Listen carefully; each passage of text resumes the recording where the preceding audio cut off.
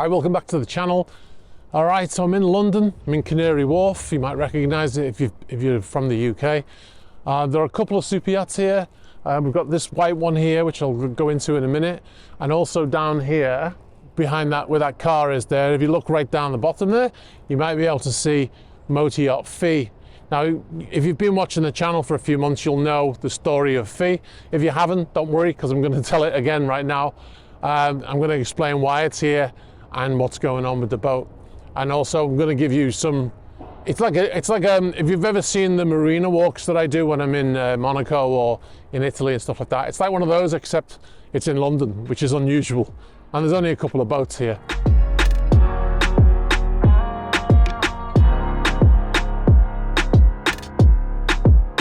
So this yacht behind me here, this is Motor Yacht Reef Chief. Now this was built in the US actually. It's unusual to see yachts built in the US these days, but this was built in Gulfport in Mississippi, and it's built by a company called Trinity Yachts. It's about 49 meters, I think, which is about, what, 160 feet. And it's been here for a while actually, and I've just been looking at the way it's all connected. You can see this yellow line here, this line here. This is a water line, and it's running off to a water connection, fresh water connection. And then you can also see some other lines coming off the boat as well, which I think is they're plugged into power somewhere, which I was just looking at just out of interest to see how it's all connected down here. So they don't have to run the generators when they're here. They plug into shore power if it's available. And you can see this line here. You might not notice it initially, but there's a mooring line, and then this one is hanging from the mooring line, the black one underneath.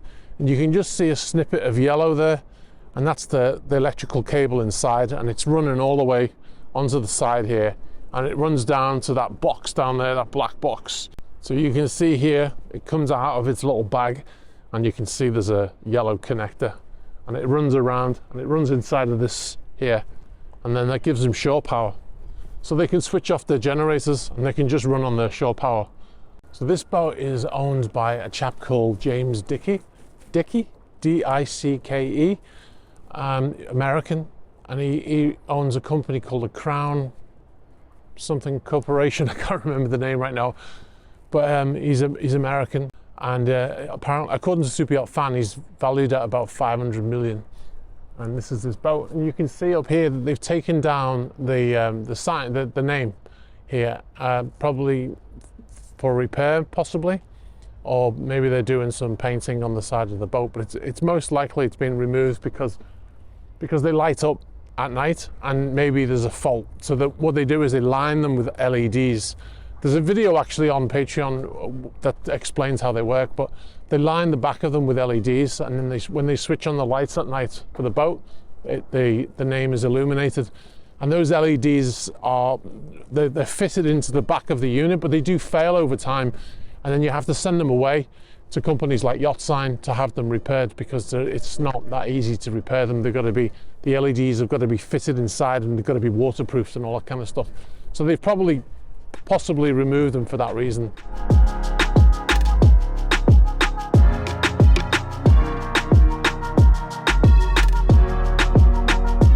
And one of the things you might notice, it's deserted, right? So there's nobody around. It seems like there's nobody on board, right? But there is.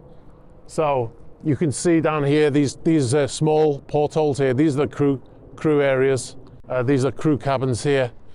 And also, if we look up at the mast, there are security cameras on the mast. There's a number of security cameras around the boat, and there'll be somebody inside who's on duty, who's watching the cameras. And if I was to say, for instance, go and climb over there and start heading over to the stairs, all of a sudden there'll be people coming out. So it's not like some people may think that they can just walk around and sort of snoop around on board, but you can't. You would get challenged pretty quickly. You can also just see the bottom of a security camera. So there are cameras on the deck also, and obviously they've got this thing in place to dissuade people from going on board, and the crew will have the keys to get in and out. It's a combination lock, I think. The crew will obviously have that, so they can get out. You can also see that red thing on the side there.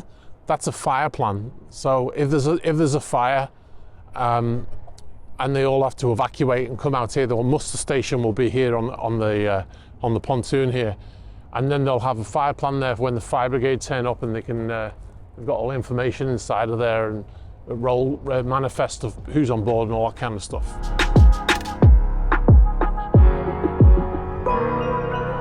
You see these barges here.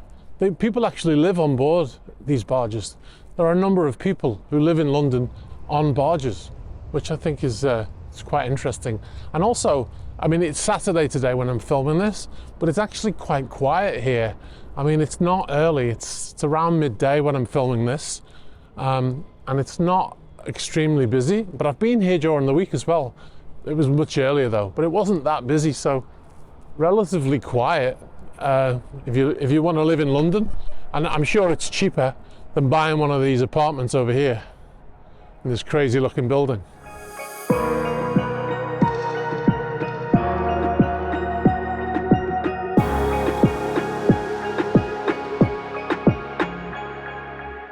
So as I've said in the past, sorry about the noise by the way, the building over here, so if it comes across on the mic, I apologize, nothing I can do about it. But what I've said before about this boat is that the difference between this boat and every other boat that's been arrested around the world is the owner of this boat, the Russian owner of this boat, is not on any sanctions list. He's not on the UK sanctions list, he's not on the US sanctions list, he's not on the EU sanctions list, he's not on nobody's sanctions list. And yet the UK government has seen fit to arrest this boat and to prevent it from leaving for almost a year now. It's been here since March 2022, and as I film this, it's getting towards the end of February 2023. So this boat has been here for all of that time for reasons that the UK government, the only reason they've given is that he has influence over Vladimir Putin apparently, because he's Russian and because he's wealthy. I think the reason why they've had the sanctions and the reason why they've looked at each person and placed them on the sanctions list is because they've had to decide, does this person deserve to be on the sanctions list? Does he have influence over Vladimir Putin? And they've not been able to find anything, and I'm sure they're looking. If they've arrested his boat, I'm sure the UK government has been looking at the owner for any reason why they can put him on the sanctions list, and yet they haven't found one, but they're still holding his boat. You think that the boat should be held here even though he's not under any sanctions? That's the question. But put the answer in the comment, please.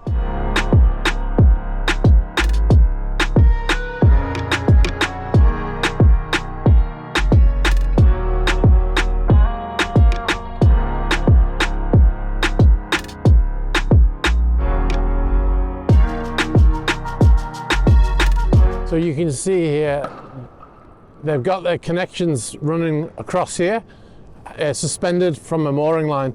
The blue hose there, that is for sewage.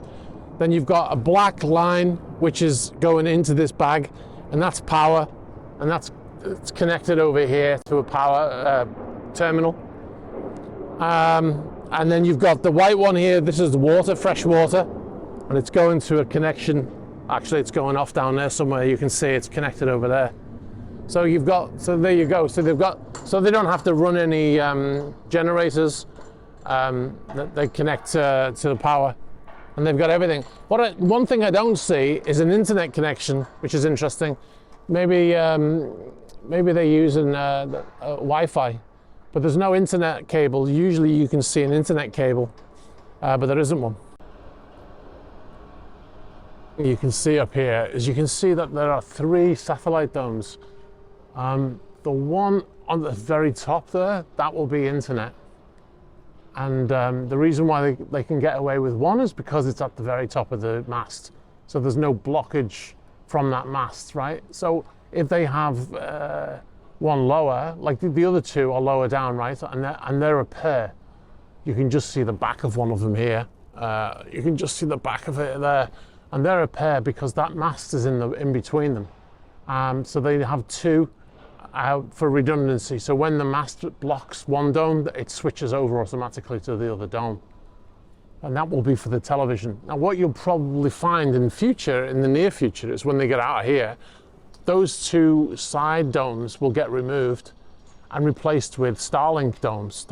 This is what I would do if I was advising the boat, because with Starlink you won't need TV receiving domes anymore, because you can just stream the television from the internet, which is what a lot of boats do now. So this is probably what we'll see. What they will do is that initially they will keep the VSAT dome, because the coverage of Starlink, even though it says it's global, I'm sure there'll be some issues in some parts of the world, especially for ships. So they'll keep the VSAT dome as backup, and they'll get rid of those TV domes.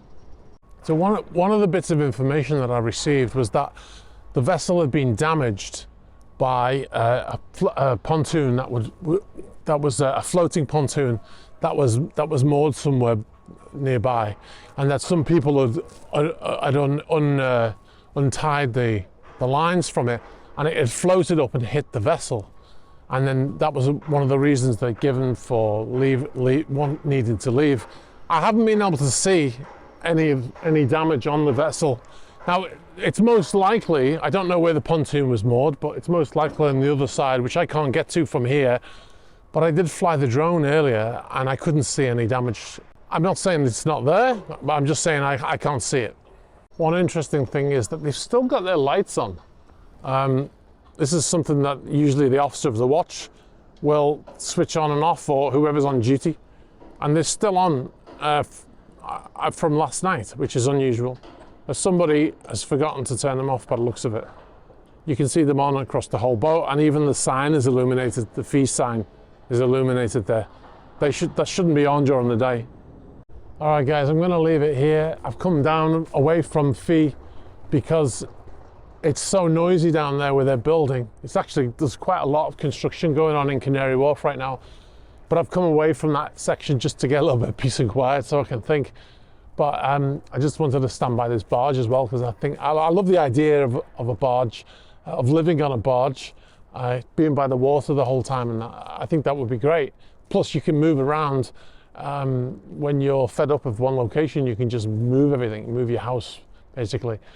But anyway, let me know what you think of the video. Let me know what you think of fee, the situation with the non-sanctioned sanctions, and also what you think of the boat in general. I tried to do not just concentrating on the sanctions, but just looking at the boat, because it's a great opportunity to see a super yacht when I'm in London, which is, you don't get that many super yachts here.